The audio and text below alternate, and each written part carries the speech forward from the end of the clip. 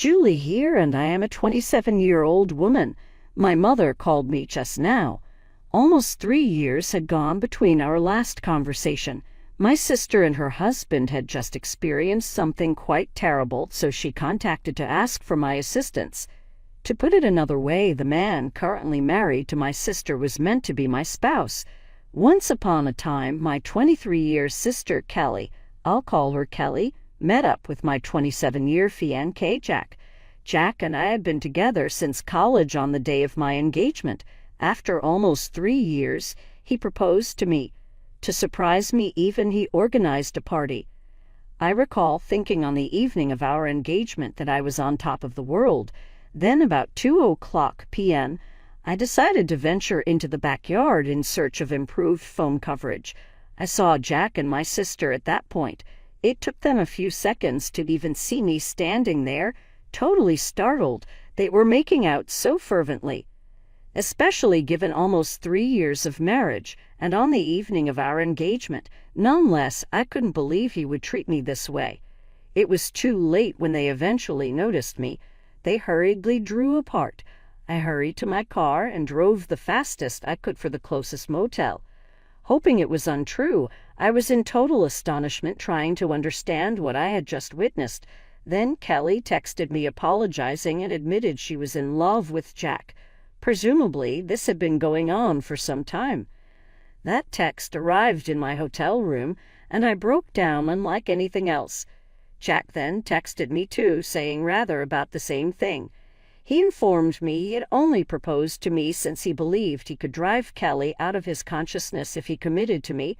Clearly, that didn't go as planned, and it heightened his desire for Kelly. He remarked that was about them, not about me. They simply knew they were meant to be together. I was only Jack's stand-in to meet Kelly at last. Spending few days at the hotel, I tried to get myself together. Still bewildered, I was attempting to persuade myself that this was only a nasty joke life was performing on me. I ultimately returned home about 5 days later since I had to pick my belongings and head back to work. I avoided being let go. My family had been living with Jack under one roof, waiting for me to get back when I arrived home. If only for the reason I left in the first place, it could have been touching. After I vanished, everyone had been attempting to text me and obtain a reply from me nonstop. I had not responded one single one of those messages. So when I finally came back, there was a lot of chaos. Everyone made sure to hug me and tell me how glad they were to see me. Even Kelly had the nerve to come up to me with tears in her eyes and give me a big hug when she saw me. I was too shocked to even react and just stood there silently while everyone crowded around me. Finally, when things calmed down, I cleared my throat and told them that I was only back to get my things and move out for good. Jack had been standing there quietly until that point, but when I said I was leaving, he announced that I didn't need to go because he had already packed his stuff and was moving in with Kelly. Now that everything was out in the open, my family, including my parents, my aunt, and my dad's youngest sister, who has lived with us since her husband passed away, all had big smiles on their faces. There was nothing to smile about, at least not from my perspective. Kelly stood next to Jack, looking at me sadly but still smiling. I couldn't take it any more and asked my family what on earth they were smiling about, because as far as I could see, there was nothing to be happy about. I was upset because Kelly had just broken up my engagement and taken away my boyfriend of almost 3 years. There was nothing funny or sweet about it. My mother spoke up and told me that they couldn't change the past, but they could accept the future. They believed that the future had Kelly and Jack together, and even though the relationship started with cheating, they felt sorry about it but wanted me to understand that this was for the best. Kelly apologized for taking my boyfriend, saying she couldn't help falling in love with him. She wished she had told me earlier so I didn't have to find out this way, but she said they were deeply in love and wanted to spend their lives together. Then they kissed right in front of me, and my mother even wiped a tear from her eyes. I snapped and told them that this wasn't something to be sentimental about. What they were doing was disgusting. To my surprise, my family got annoyed with me and said I was being bratty. Instead of being happy for my sister, they thought I was making it all about myself and didn't approve of my behavior. I was shocked by their attitude and told them all to get out of my house. I couldn't understand how they were defending Kelly and Jack while making me look like the bad guy, acting like I was overreacting. My father stepped in and told me not to act like a child because things like this happen and I should just accept it. He said I should be happy that my sister found her soulmate instead of being jealous. It felt like they were all acting crazy, and I couldn't deal with it anymore. So I said, screw it, went to my room, packed some of my things, and left again, without talking to them or listening to what they had to say. Even as they called my name and told me not to go, I didn't have anything left to say to them because it was clear that they cared more about Kelly and her happiness than about me or what was right and wrong. They were so focused on justifying what Kelly had done that they completely forgot that I had real feelings too. After that day, my family tried to contact me several times, but I never responded because I didn't think I owed them anything. A couple of weeks later, I even received an invitation to Kelly and Jack's wedding, which I obviously declined. All the friends that Jack and I had in common also declined the wedding invitation to support me, and even a few relatives who knew the truth stopped interacting with my family after they learned how I had been treated. It's been 3 years, and I've cut them out of my life completely. They occasionally try to get back in touch by wishing me well on my birthday or New Year, but I always ignore them. I never blocked any of them, though I did remove them from my friends list. Since I have a public account, they could still see what I was up to, which is what I wanted. I wanted them to see that I was living a great life and let them feel jealous. It was a bit petty, but it was the least I could do after how they treated me. Until recently, I had no idea what they had been up to in the last few years. About 5 days ago, my mother called me from a number I didn't recognize. When I answered and realized it was her, I tried to hang up, but she begged me desperately for a chance to talk. She sounded so upset that I agreed to listen for a couple of minutes because I couldn't ignore her completely. She told me that Kelly and Jack had started a business a couple of years ago, but it was failing badly. Their investors were backing out because the business wasn't making any profit. They borrowed more money, but even that didn't help, and now they were deep in debt. Loan sharks were after them, and they were being hounded by everyone from their employees to their investors and the people they had borrowed money from. I lived a comfortable life and could afford to help them out, so my mother turned to me as a last resort, begging me to loan the money to pay off their debts. She wasn't asking for a small amount either. She wanted almost $95,000 to help Kelly and Jack. I asked why Kelly wasn't the one calling me if she needed help and why she was making our mother speak to me instead. My mother explained that Kelly and Jack didn't even know she was asking me for help because they had told her not to. I guess they all still remembered what happened 3 years ago. Kelly didn't want me to know about their situation and wasn't ready to take help from me, but my mother didn't know anyone else who could give them that much money quickly.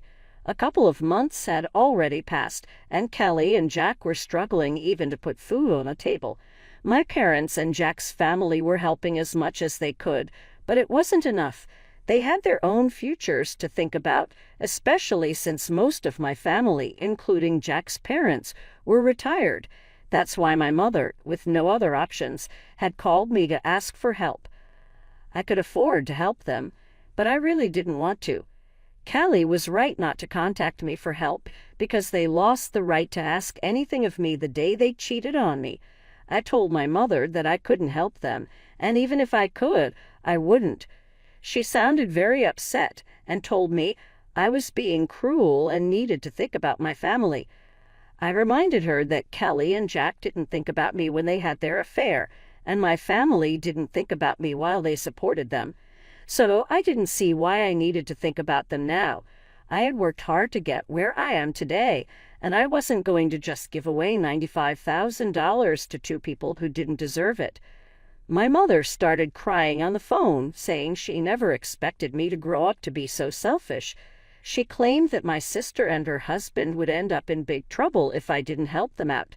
I told my mother that it was unfortunate, but I couldn't help them, and then I hung up.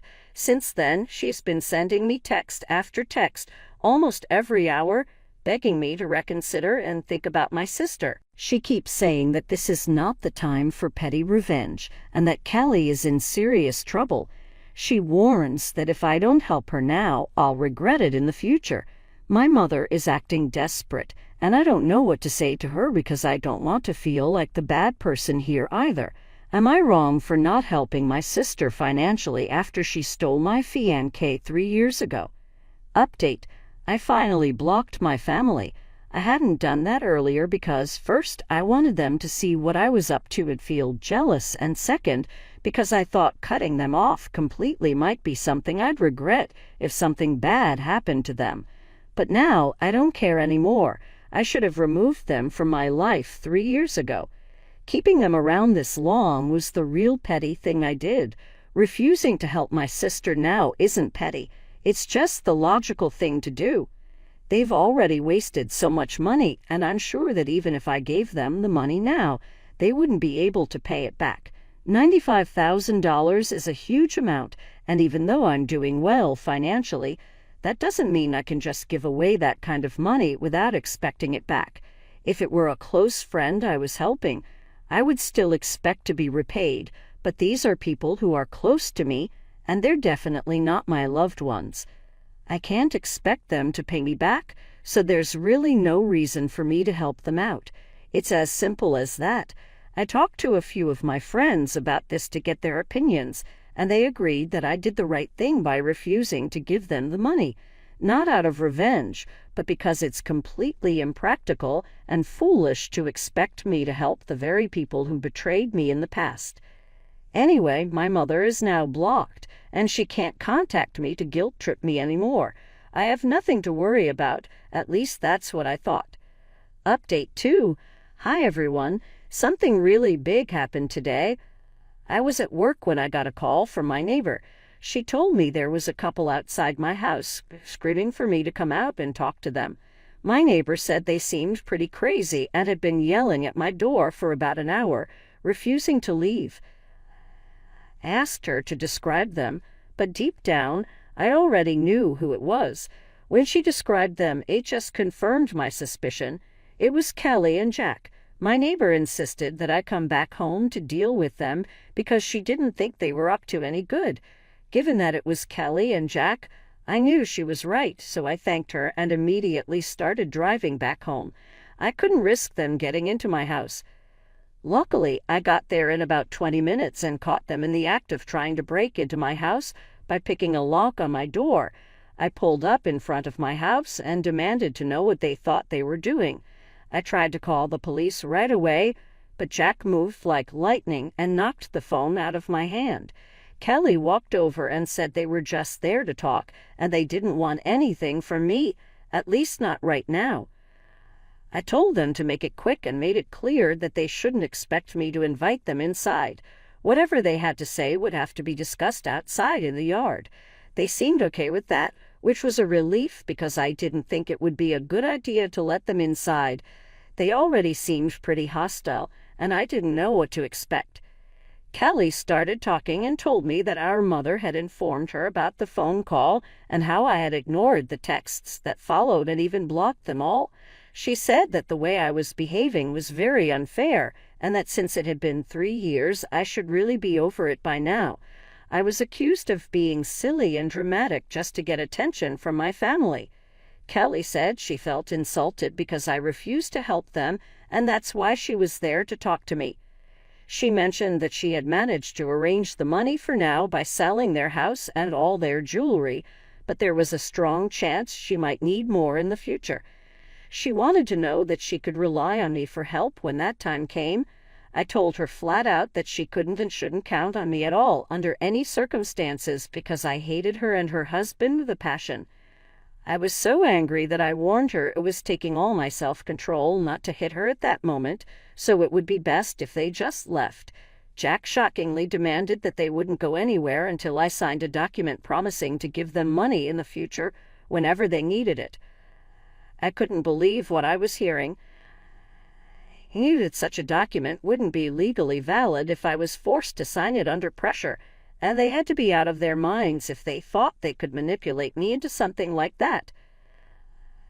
Told both of them to get out, but Kelly pushed me and said that I had to help them because I owed it to them since we were family. She said I couldn't just run away from my responsibilities like this. I was stunned that she actually pushed me, and I was tempted to slap her, but I held back because I knew that getting violent would only make things worse. Instead, I decided to grab my phone, which had fallen to the ground when Jack knocked it out of my hand earlier, and I made a run for it. I quickly climbed into my car and drove off without even checking my rearview mirror. Luckily, I hadn't turned off the engine when I left the car, so it was still running, and I was able to get a head start on them. They didn't chase after me on foot, which was a relief, but they stayed at my house, which was unfortunate. Once I was at a safe distance, I decided to call the police and report what was happening. Arriving just before the cops arrived, I drove back to my house just in time. They showed up within roughly 25 minutes, and I reported everything that had happened. Kelly and Jack were taken away after police detained them. Although I knew the accusations were not that severe and they would most likely be off easy, it was still worth it since at least they were eliminated and I would not have to deal with them going forward. Few hours have gone by since then, and it is odd since I haven't heard from anyone in my family. By now, at least one of them would have tried to get in touch with me from another number, but they haven't. I suppose they may be either simply waiting for the ideal moment to get in touch later when things have somewhat settled down, or they could be over everything and won't try to get under my skin once more. Update 3. Hi, so my previous update was approximately a week ago. I had began to think that my family was finally leaving me alone after I contacted the cops on Kelly and Jack, but I was mistaken. Not that stopped them from pestering me once more. This time it was my parents that showed up at my residence for a brief conversation. This happened yesterday. I decided to let them in since they seemed far less conceited than Kelly and Jack. My mother started crying as soon as she walked into the house and apologized for always supporting Kelly instead of me. After Kelly and Jack were arrested for their behavior, including physically shoving me, my father said they couldn't see them the same way anymore. They had chosen to cut them off. While my father started apologizing for supporting Kelly in the past when it was actually me who was the victim, my mother stayed crying the whole time she was there. I informed my parents that although I valued them at last reaching their senses, it was too late to turn things around. I didn't want to go back to putting my family before myself. I had become used to live my life on my terms.